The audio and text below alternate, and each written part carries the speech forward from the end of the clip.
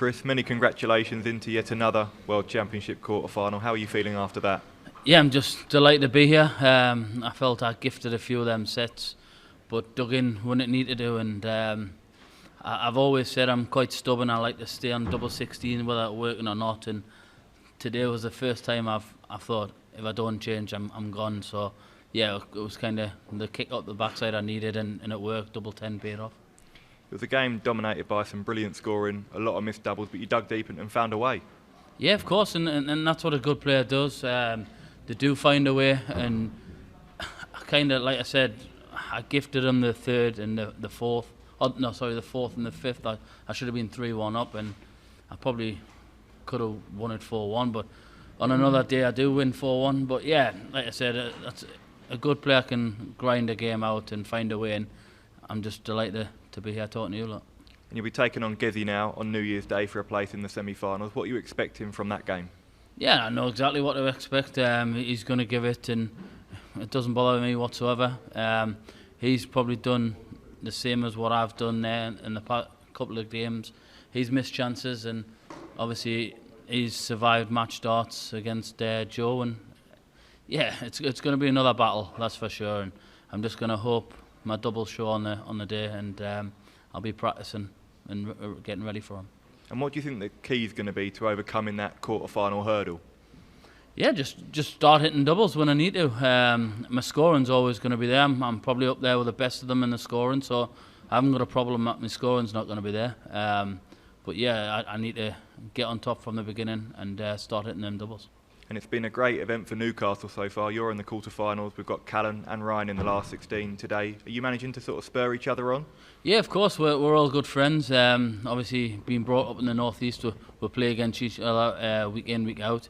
I still play for the same team as Ryan on it in Super League. I play for the same team as Callan on a Wednesday night. So yeah, I'm always practicing with those lads. They'll spur each other on, and yeah, it is a great feeling for us lads to still be in here, and yeah, hopefully we can all meet each other and knock each other out.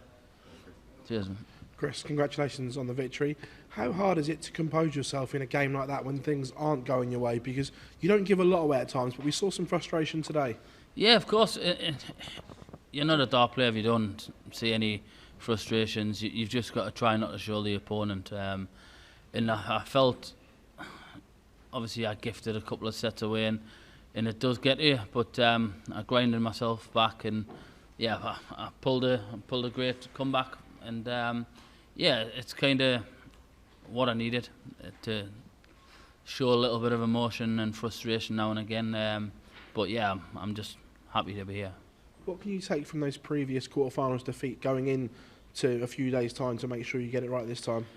Yeah, of course. The first one was an absolute hammering by MVG, but yeah, last year you just got to put it in the back of your mind, and I know where I went wrong last year, and I've just got to go out there and show that I can get over that hurdle and get the job done. In terms of your scoring game, like you said, it's up there with the very best. Do you feel this is a massive opportunity for you now in that bottom half of the draw to get to the final minimum?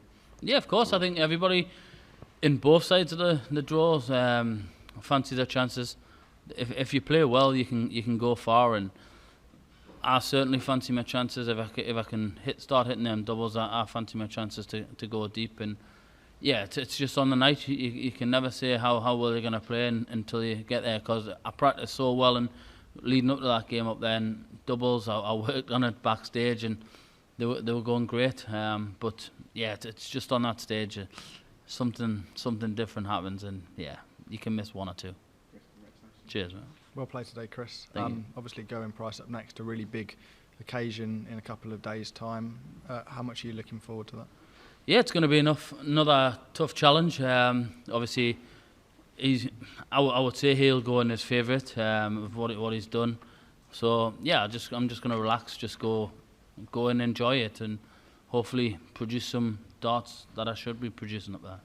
He's started his games really well throughout the tournament, but tailed off quite a lot towards the end. Do you feel like that's something you can take advantage of on the night?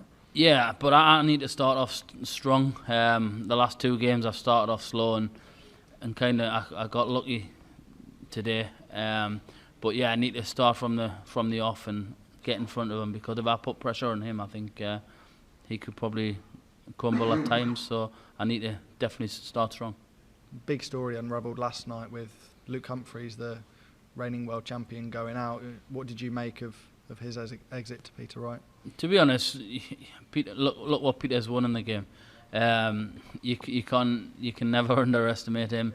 It was a great game. I watched that game. Luke played fantastic, and he can't be unhappy with that, because he did play well. And Peter, I think he changed. He was playing brilliant and still managed to change his darts, which is daft. But yeah, it's that's Peter all over. But you can never ever rule him out. And yeah, I think he'll be waiting for whoever, and he'll be ready. And hopefully I can maybe meet him in the final.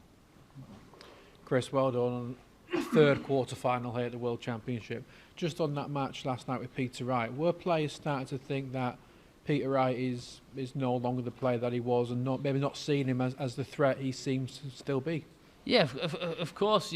The way he's played, everybody sees that he hasn't done great, but he still managed to win a Euro Tour. He beat Luke in the final as well, Littler, and yeah, he's still a great player. You can never rule anybody who's done what he's done in the game. You can never rule them out. And yeah, I think that there's certain players saying, some might say he's finished, but he's not finished. He's still a great player, and you've got to respect that. But he has. I think he's tried in the past with a few mind games, but that's just part of the game, and you've just got to take it with a pinch of salt and just get on with it. You mentioned the quarter-final last year to Rob, and that you know what went wrong. What did go wrong for you last year? What will you do differently so it doesn't happen again? It was literally just, I went in a little complacent. I think 4-0 up, cruising, and thinking I'm only one set away, and that's it. I kind of took take the foot off the gas, but my form didn't dip. I was still playing as consistent as I was. It's just he upped his game massively, and I kind of went in a little complacent. But I think that was the only problem. I didn't play bad. It was just me being a little complacent, and that's all. Chris, well done. Thanks very much. Cheers, mate. How much confidence did that quarterfinal knock from you for the TV stage?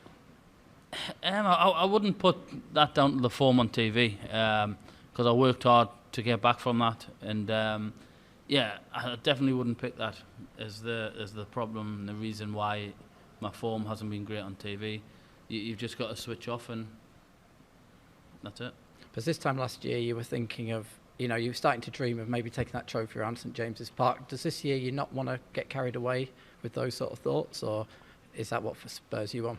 No, well, it is what it is. You can never say what you want to do. I had a laugh last year saying I think Newcastle were playing Sunderland in January, and I had a laugh saying I would like to change and take it around the Stadium of Light, but I got a bit of stick for that. But it's just a laugh, and yeah, it would be a dream to take it around St James's Park, but you've got to take it step by step. I think we'll play Spurs on the day after, so I would like to rub it into Bridgie and Phil, yeah.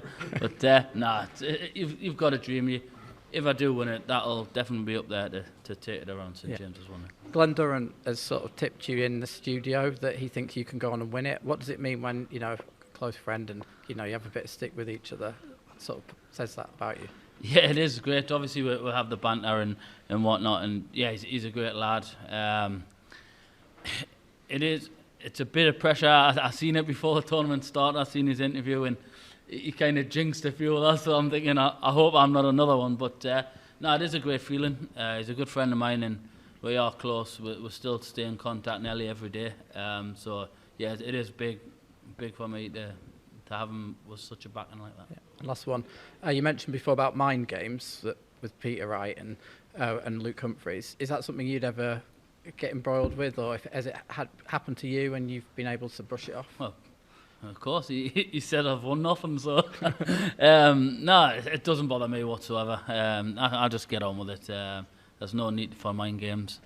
You get certain people that tend to do it, but I just laugh it off and just try and knuckle down. Congratulations.